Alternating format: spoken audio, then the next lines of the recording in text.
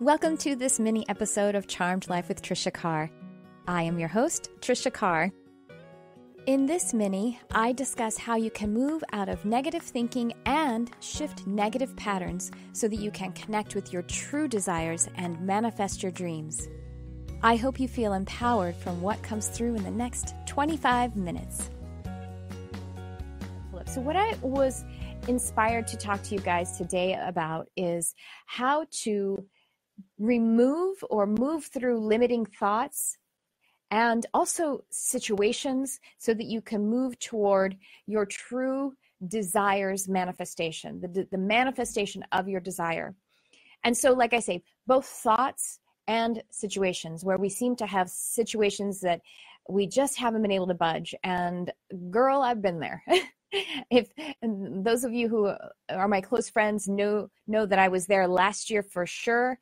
And I mean, for a while leading up to that, but toward the end of 2018, I was actually feeling a lot of frustration because it seemed really difficult to move through this particular situation that I had set up, which had been wonderful for me in the past, but I was outgrowing it. And I was having a really tough time with it. It was having these moments of feeling like I'm just giving up. I'm just not going to try and move this situation anymore, move through it or move around it or whatever, because I'm just so tired and I'm tired of the disappointment. And then, of course, limiting thoughts, because of course we know that thoughts become things. And so the self-speak and that which is going on in our subconscious mind, because, our subconscious mind is really the part of the mind that creates everything. Neville Goddard has a lot of writing about this, and Feeling is the Secret is a really short and powerful book. It's actually only about 60 pages, I think, but every line is so filled with wisdom and powerful energy. Crystal's done two or three in the Lightworkers Lab here. You could go find in the video archives of the lab, where she's actually done a teaching on Neville Goddard's material. And I think maybe a lot of it is Feeling is the Secret, if not some of his other material. I highly recommend Neville Goddard talking about the subconscious mind. And in addition to talking about how Neville Goddard talks about it, allow me to say that, that the subconscious mind is 88% of your total mind power. 88%. 12% is the sort of conscious mind, and a portion of that is the critical mind as well. And the thing is that we have this society, this conditioning, where we mostly spend our time in the conscious mind. But that's 12%. And you know what else? The other thing is the conscious mind only knows what has already been. It isn't the one who can connect with the desire and then impress it upon the field. The conscious mind is just there to organize the details. It's just like it's a sorter outer. And, it's a wonderful tool. But the subconscious mind, if for no other reason than it being 88% of our total mind power, is really where we want to be spending time. And so, of course, fundamentally, this is through meditation and our inner communion practices, our devotional practice, which get us into that energy, allows us to put down the repetitive thoughts of the created conscious mind. Now, when we have those thoughts that are negative or limiting, again, probably that's how we would say that those situations, not probably, definitely, that's how those different situations in our life that we want to shift and they're not shifting. Well, they're being upheld by the thought energy and the feeling energy, of course, that is behind the thoughts. So I just wanted to talk to you a little bit about what's going on there, because you're not crazy. Let me just tell you that. Well, I mean, we all have it. It's happening for all of us. Even if you look at someone that you admire and you think, well, they definitely don't have any of the stuff going on that I do. Of course they do. This is the human condition, because I'll tell you why. One of my teachers, I'm in hypnotherapy college, and one of the teachers starts this one class, and his name is George Kappas. So I'm just going to actually attribute this to George Kappas, because I think it's a very helpful way to set up this discussion. Okay, you guys ready? I'm talking to you guys now. I'm just attributing that. That's since George says this. All right, everyone. All right, everyone here. How many of you would like to make twice as much money as you're making? just for example. I mean, you might say, yeah, no, 10 times. Great. How many of you would like to have, more abundance, prosperity? How many of you would like to have a life that felt free and fun more than it is now? How many of you would like to have, maybe a better relationship, or enhance your relationships in some way, more relationships, better relationships, improve them in some way? All of the things you can think about. I mean, we could just start with the prosperity and abundance because it's kind of easy. Who wouldn't want to make 2-3 times as much as they're making right now? Well, I have news for you. No, you don't. You don't want any of those things. What? What are you talking about? It's supposed to be shocking. Okay, this is why I wanted to help us to actually become masterful over why we keep maintaining either thoughts or situations by just understanding the logic behind it. The logic behind it is that every human being has a programming to maintain homeostasis. Homeostasis is no change. Now, the reason that we have that programming is because homeostasis is believed by the being to be the way that we survive. I like to say, essentially, it's like, it's really in that conscious mind. The conscious mind is saying, well, or let's say the conscious mind and the unconscious, the part of the mind that we are not really aware of.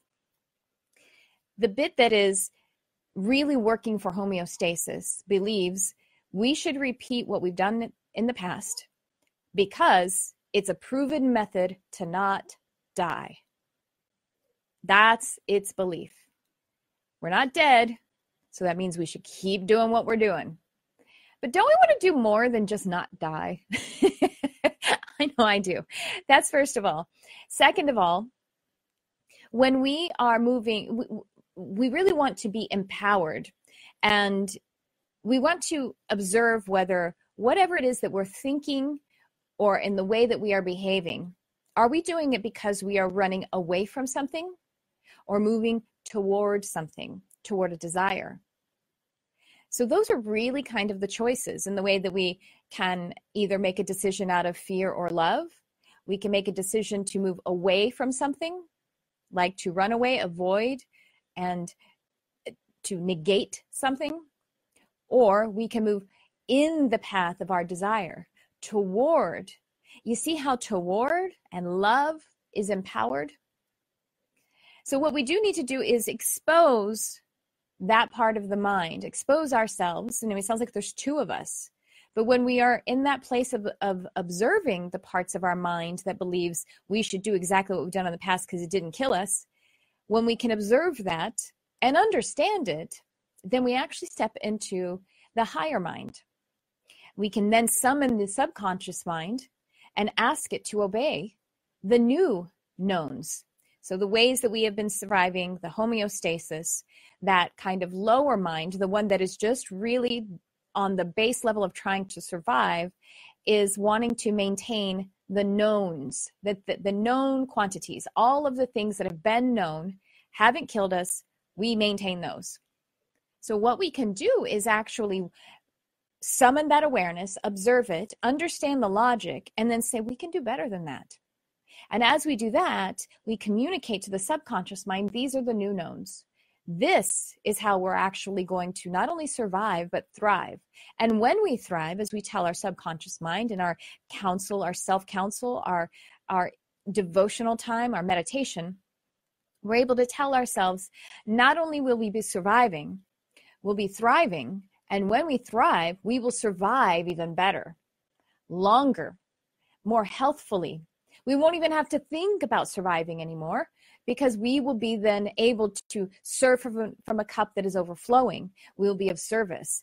And survival will be something that is so far down in the concern that it's just simple. It's so simple. That's what we can move toward. So again, first of all, just understanding that you aren't broken, you aren't weak, you aren't not as good as other people. And it's really, it's totally normal. It's absolutely normal that we are in this mindset of homeostasis. Homeostasis is the thing that we are really profoundly programmed to maintain.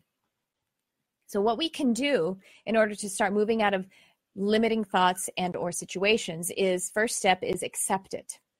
Accept it, become aware of the fact that homeostasis is the thing that our mind wants, and that we have to work with it like we would work with a child who's afraid to go to school, and explain to the child, no, staying home was fun, but going to school is going to be a different kind of fun.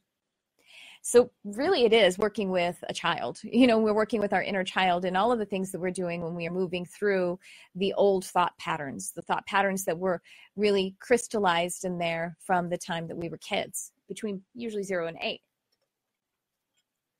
So in addition to accepting like just the logic of homeostasis, is actually to accept where you are right now. If we're going to accept the situation that we're in, or let's say accept the thought that we're having, even if it's a limited or negative thought, we actually want to accept it. And again, acknowledge it and work with it, because in every single thought that we have, every one of them, and every situation we're in, there is good intention underneath it. Now, it may be a good intention that is, related to that survival, which is not where we want to stay. We want to get up and thrival. But still, if we can't reject parts of ourselves. See, that's what we tend to do. We fall into judgment. We say, well, I'm weak. Oh, I have to work harder. And all of it, which maybe that is true sometimes, but rather than harder, it's probably smarter and something that's more in alignment with your desires. And when I say desire, I want to remind you that I mean the desire is not the same as wanting, because wanting is an energy that has lack in it. You cannot have and want at the same time. When I'm saying desire, I'm talking about, as in the situation of, I was just channeling Archangel Haniel earlier in a class. I'm talking about as in the situation of having, like, for example, my marriage. I love my husband. I have our marriage, and I desire our marriage at the same time. You see what I mean? The distinction there in those words? That's what I mean when I say desire versus want. So when we are in the energy of having a thought that, let's say if it's a negative thought, I can't have that particular career. Why would I have that career? I can't have that career. That's not for me. I'm not good enough, whatever it is. There's actually, now that sounds terrible, right? That we would speak to ourselves that way. Obviously, that's self-judgment.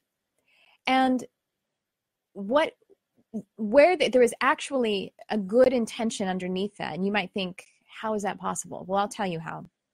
The possible good intention behind what is going on there with I couldn't possibly have that job or that kind of career is probably something along the lines of not wanting to be disappointed.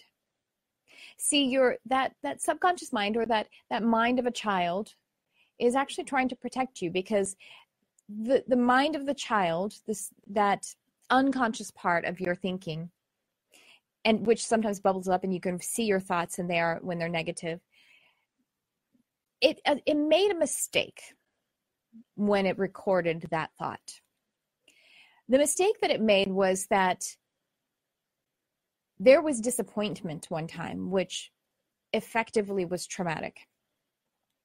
And when there was disappointment because the child didn't get what they were desiring, they felt as though, or he or she, I'm just going to say she felt as though she were being rejected, either from parents or from society, peers, just the world in general.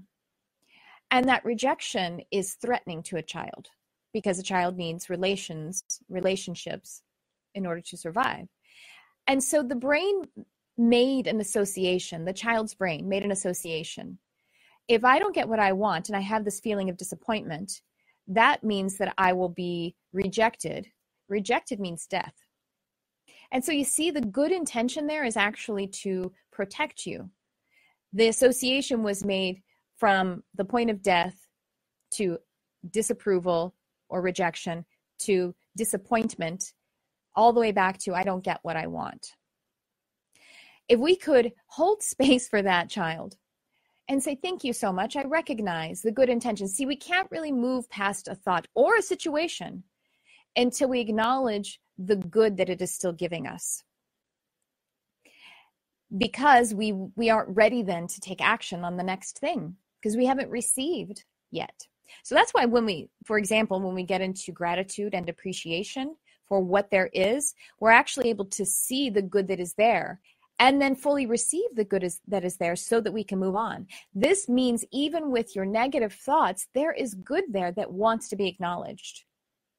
And you can't release something unless it is fully known first. So you can't release a negative thought unless you fully know it. And that means to go all the way down to find the root of it that is actually a good intention. And so then you just extend this out to certain situations.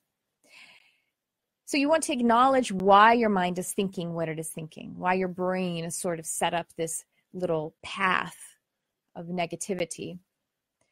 And again, there's always a good intention.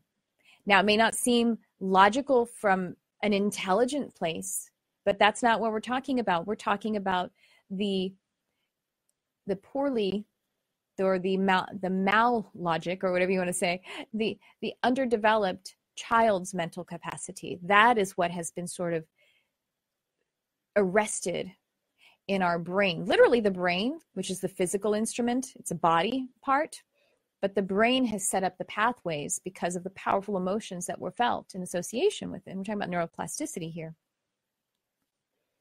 So that will actually help you to understand and bring full awareness to compassion and grace, and then move into the master position, because you can't be a master and a victim at the same time. If you become the master, then you can recognize the child, the baby, the little kid, and love her. And then now you can connect the intention to the higher intention, the higher will, the higher mind. So it will put you back in the driver's seat. I have an example of this, of when I was in a situation that I was so ready to move on from. I'm actually not talking about the one from last year. I'm talking about one from about 8 or 9 years ago. And it was about my career. And I was in a job that for me was creating a lot of suffering. I felt really unhappy. I didn't make enough money, overworked, emotionally really, really drained. And I felt, I'm saying this, I am in charge of how I feel. I'm not saying that the situation caused it. I'm saying this was how I felt about it. We create our own feeling state. And I had a feeling state around it, or inside of it, that was suffering, really unhappy. I was, again, really broke, working too hard, and feeling like emotionally kind of tortured doing it. And I had this dream, this vision of what I wanted to do next, what I wanted to do with my career. This was before I was doing intuitive work. And I had actually been sort of casting the net out there for a long time, asking the universe for that specific dream job that I was forming. And I mean literally, because I was sending out resumes. I was creating resumes with this title and sending them out to different companies. And this company said, like, including a headhunter, was like, that's great and all, I don't think that job title exists in this industry. And I was like, but it should. You know what I mean? I really felt it. And I'd been doing that for years. Let's see how many years. I can actually trace it back, because that was 11. I know I have emails starting in 2006 that were sending out this job title, and the shift happened around 2011. So I was going into this job and really unhappy, and I would go from job to job in the same vein. And so I'd been at this new iteration of it, and I was sitting with a couple of colleagues who actually did not work at the same place, but they had similar positions. And I was complaining to them about this person that worked there and this boss that I had there and this boss and this person and this colleague. And I was complaining about them. And I just heard myself for a second. And I had both of these colleagues I'd worked with together in same locations before. We'd been friends for a decade. And I was like, I interrupted myself and I was like, oh my God, I have to stop this. I sound just like I sounded when we worked together at that place. And then I worked at this place. And if it's not, James and Susan that I'm saying this about, and I leave this job and go to a new one, it's going to be Mark and Tammy. You know what I mean? Like, it's just going to be the same thing. And I'm sick of saying the same things, and I'm sick of feeling the same way.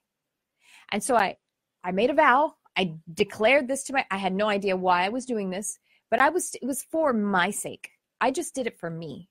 I said, I am sick of saying these things. I'm sick of feeling this way. So from now on, I'm going to go to work every day, and I'm going to be okay with the fact that I'm ready to move on. It seems like a weird place to be. It seems like it's kind of a paradox, like a contradiction. I'm here, and I'm okay with the fact that I would rather move on from being here. But that was the best way I could come present, that thought. I'm going to be okay with the fact that I want to move on. That was relieving some resistance and acknowledging the homeostasis that I was maintaining, acknowledging, hey, we want to move on and it's okay. And that actually put me a little bit in that masterful position. And then I said, and then the other thing I'm going to do is I'm just going to try to be nice. Every interaction that I have, I'm going to be nice. And that's just going to be my mantra. That's going to be my thought, because being nice feels good to me.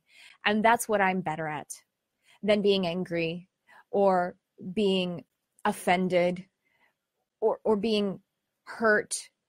I'm better and I feel better when I'm being nice. And so that's what I did. Every day I'd walk in, I'd say, it's okay. It's okay that I want to move on. It's like I have senioritis, you know what I mean? Like senioritis, I don't mean like old person. I mean like a senior year of high school, and you start to feel like, oh my gosh, isn't it over yet? So I was like, okay, I have senioritis. That's all right. And I'm just going to be nice. Even if people aren't nice to me, I'm going to find a way to be nice to them, because that's going to make me feel better. And in turn, it'll make them feel better. Well, 2 months later, I was in my new dream job. No, I take that back. It actually took 4 months, because the new dream job took like 4 months to actually create. It was only about 2 weeks later that the new dream job showed up on my doorstep, but it took like a long interview process, because it was a big deal for me. It was for me, that was a huge spiritual awakening, even though it wasn't specifically in the vein of like metaphysics. It was, because I was using metaphysical principles. I got that dream job, and that dream job was so much better. It was beyond my wildest dreams. It was 3 times as much money as I'd ever made in my life.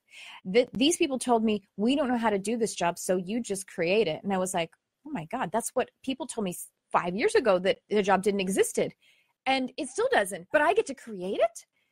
It was like the coolest job ever. And I got to write my own ticket. I was immediately put in a position that was like pretty high in the company, this huge, huge company, by just doing a couple of simple things, acknowledging why my mind wanted to maintain homeostasis, allowing it to do that, and then also at the same time allowing myself to shift into that position of being masterful, and then just bringing awareness into my own state, something that made me feel good. Be nice, be kind, just be kind. And that worked for me. And so this is the way that we can really start to make huge shifts. It's a kind of shadow work that you can do day to day that's actually not very hard to do. People sometimes think that shadow work requires a lot of difficulty and ascension symptoms, and maybe sometimes that is in order. But this is something that we can do all day, every day. Stop. And when there is a thought that we're having that is frustrated or a bummer of some kind, find a way to find the good intention beneath it, even if it seems so simple and illogical. That's okay, because it just means that it got said in there when you were like 3 or 4. And then same thing with the situations. Look at the situations and say, what can I do to feel empowered and to serve even where I am? there must be something here still that I'm learning because I created it. And so I'm going to acknowledge myself for creating this. And it's absolute magic. This is how we create our lives and continue to move in our own power so that we can be a better service to one another and to thrive. Watch Charmed Life with Tricia Carr live streamed every Sunday at noon Pacific on YouTube or on the broadcast window on our website. Links are in the description of this episode. Be sure to like, subscribe, and share. Thank you for shining your light on our beautiful world. And thanks for tuning in. I love you, whoever you are.